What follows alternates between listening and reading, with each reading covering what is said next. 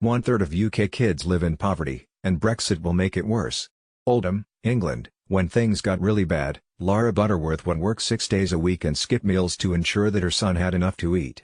But even that wasn't enough. Butterworth, 29, was forced to rely on handouts from the food bank before moving back to her mother's house, where she now shares a bunk bed with her teenage sister. Her inability to succeed was not for lack of trying. "I was doing the best I could," said Butterworth, whose son, Tyler, is 6. "Even if I can't give Tyler everything he wants, I make sure he knows he's got everything he needs," she added. "He's loved and cared for." The UK boasts the world's 5th largest economy, but almost 1 in 3 of the country's children are growing up in poverty, according to The Independent, and things are getting worse.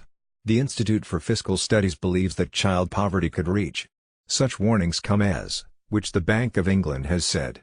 Brexit means the UK will also lose billions in EU funding, which has greatly benefited the country's most deprived areas. The UN last month criticized the British government for continuing austerity measures imposed in the wake of the 2008-09 financial crisis. Various sources predict child poverty rates of as high as 40%. Philip Alston, the UN Special Rapporteur on Extreme Poverty, wrote on the effects such policies have had in the UK. For almost 1 in every 2 children to be poor in 21st century Britain is not just a disgrace, but a social calamity and an economic disaster. Alston also dismissed the government's theory that work is the solution to poverty, highlighting that 60% of those below the breadline come from families with at least one member being employed. The government has admitted that the country would be poorer under any form of Brexit, and many fear that people like Butterworth who are struggling to make ends meet now will be disproportionately affected. The statistics are staggering. British compassion for those who are suffering has been replaced by a punitive, mean-spirited and often callous approach by the government toward those at the lowest levels of society, Alston added. Just outside the city of Manchester, the old cotton mill town of Oldham has been hit hard by industrial decline and then years of austerity. With a population of 225,000, it is peppered with discount stores and derelict buildings. Oldham's municipal government has vowed to fight back, and the town center's first new movie theater in 3 decades opened its doors in 2016 as part of a $46.1 million regeneration project. More than 40% of children living here grow up in poverty, according to the. It classifies such households as those with incomes of less than 60% of the national median after housing costs, or $321 per week.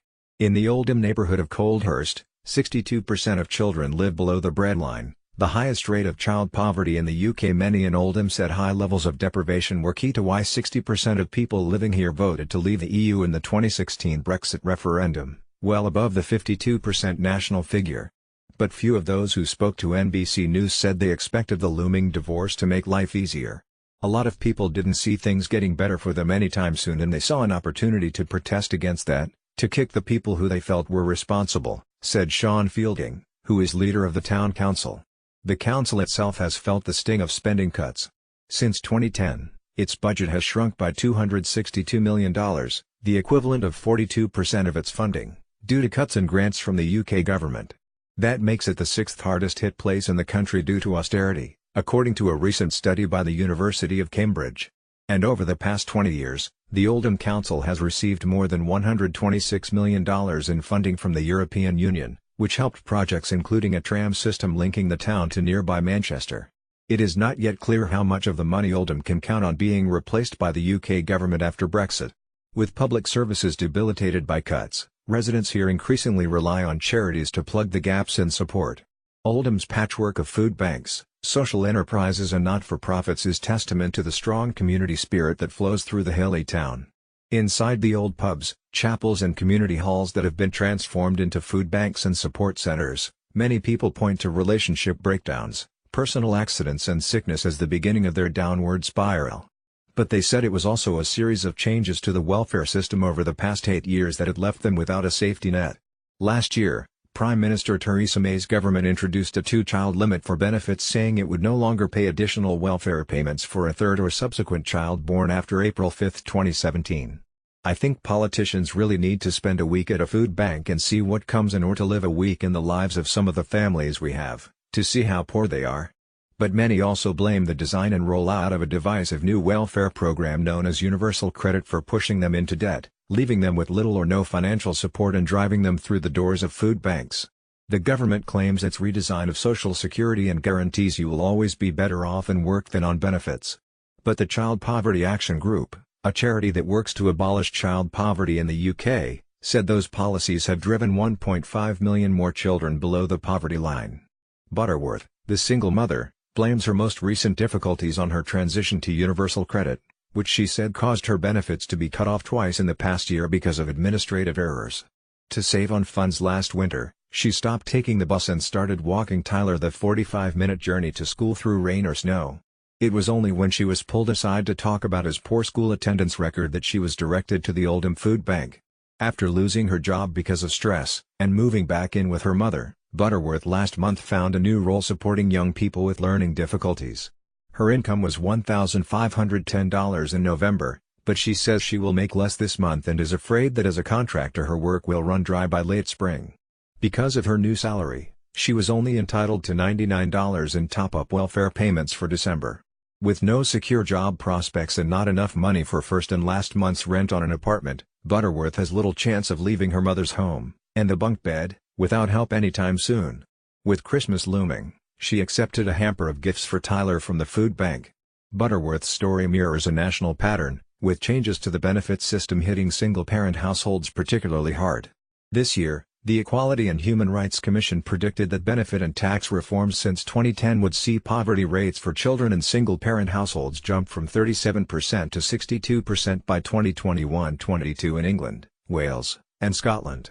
While the government points to, with only 4.1% of the population out of work, the UN's Alston said low wages, insecure work and casual contracts with no guaranteed hours meant millions of Britons were stuck in poverty.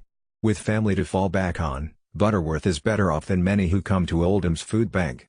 Lisa Lunig, who manages the bank's day-to-day running, said she saw many people come in desperate and alone. "I think politicians really need to spend a week at a food bank and see what comes in, or to live a week in the lives of some of the families we have, to see how poor they are," she said.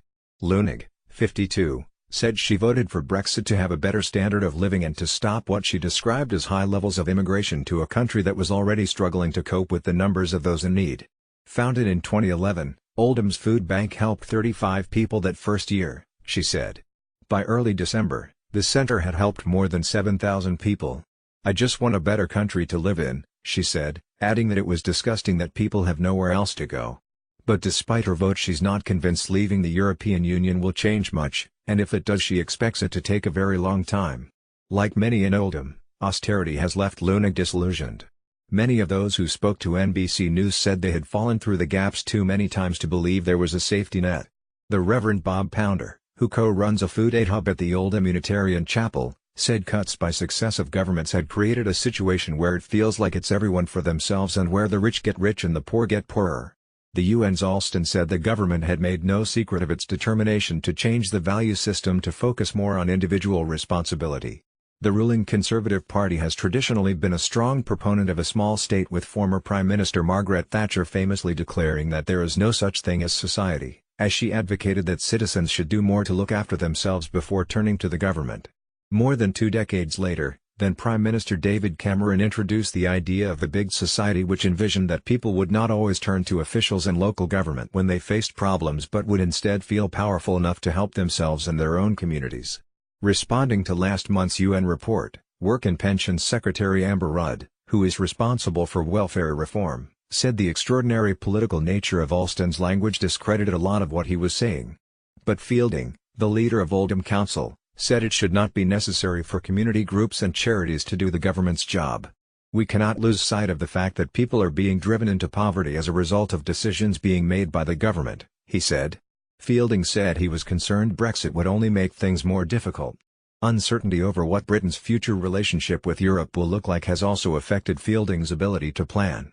When NBC News visited Oldham in early December, the UK government had still not finalised the town's budget beyond 2020. "We know that we have to take £17 million, $21.5 million, out next year and another £15 million, $18.9 million, the following year, and beyond that who knows," Fielding said. Sharon, an out-of-work single mom, admits she didn't even vote in the Brexit referendum. "I didn't see the point. They do nothing for you, do they?" she said, having returned home with bags from the food bank. Since having an emergency cesarean section last month, the mother of 5 has been unable to work and has relied entirely on welfare benefits. Her 2 oldest children live with their father. Sharon, 42, says she does not have the money to even heat her house, though she allows her 2 daughters to switch on an electric heater for 10 minutes at a time to keep warm. The water heater and washing machine at her small terraced house on the outskirts of Oldham were both broken. "It's a joke, to be honest," said Sharon, who did not want to give her last name for fear of being identified by an abusive former partner. "The kids are freezing at night, it's horrible." Sharon's youngest son Levi was born 4 weeks premature and was in intensive care when NBC News visited in early December. "Look how tiny he is," she said, gesturing toward a picture of Levi, only a few weeks old, hooked up to numerous wires. "He is not going to be able to cope in my house without heating." After paying bills and $503 in rent, she said she currently lives off $88 a week in benefits, which she uses to feed herself and her 2 daughters, as well as paying for school trips and Christmas presents. To make ends meet, she uses food banks to get essentials like milk, rice and pasta, but says she feels ashamed to not be able to stand on her own 2 feet. "It feels like scrounging," Sharon said. "You want to provide for your own kids." Sephora Smith is a London-based reporter for NBC News Digital.